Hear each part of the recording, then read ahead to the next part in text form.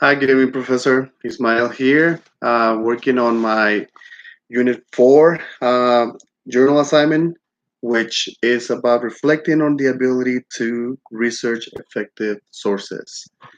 I believe that in order for us to research effective sources, we have to do a lot of navigation through the web and also physically go to a library, um, use some of the resources that they have over there, such as notes, handouts, valid, credible sources.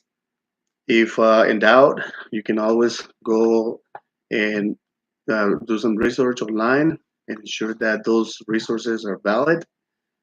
Also, you can read some other books, ensuring compare if the data is correct.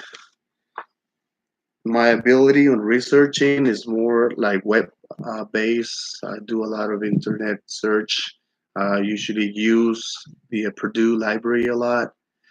When it comes to APA format, I usually do use the library and the Purdue APA formatting resources that they have. I also have a handout over here that I printed out. It's the APA 6th edition guide, just in case I have any questions and I don't have access to the internet. One of the questions that were asked is if I can differentiate between fact and opinion. That is a little bit kind of hard, but a lot of times you can do that just by listening to what the speaker is saying. If you don't feel credible that the speaker is, whatever he's saying is credible enough and it sounds more like an opinion, you can go ahead and do some research. We have cell phones right now, and well, those Google machines are awesome. When you're on a speech, somebody's giving you a brief, you can just pull your phone out and go ahead and do some research and ensure that if the information is or is not credible. Another question is, do you routinely seek out opposing viewpoints? Why or why not? Sometimes I do, like I said, when I feel that the speech or whatever the output if it's not credible, I'll go ahead and research that. A lot of the times when we in the military receive some of the briefings, they tend to say or teach us a lot of stuff that is not being updated. For instance, in the medical field, it teaches a lot of the TC3, the combat casualty care, and medicine is one of those things that changes all the time. So we have to continuously do some research and ensuring that the information is up to date and correct. Another question is, what three tips for from the reading would you apply to the source support? There's a lot of things that I can apply to the source support.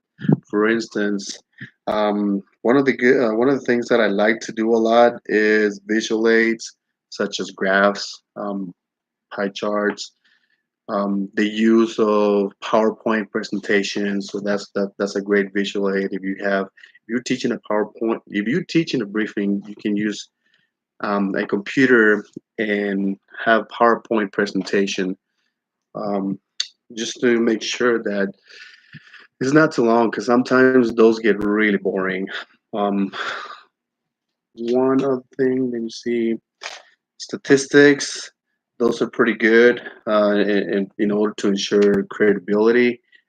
If your your the people you're talking to, your audience, just to give them a better idea of what you're talking about when comparing numbers to numbers, you can use those statistics charts, handouts. Like I said, I have my handout, graphs, tables, um, books, and reference material such as newspapers.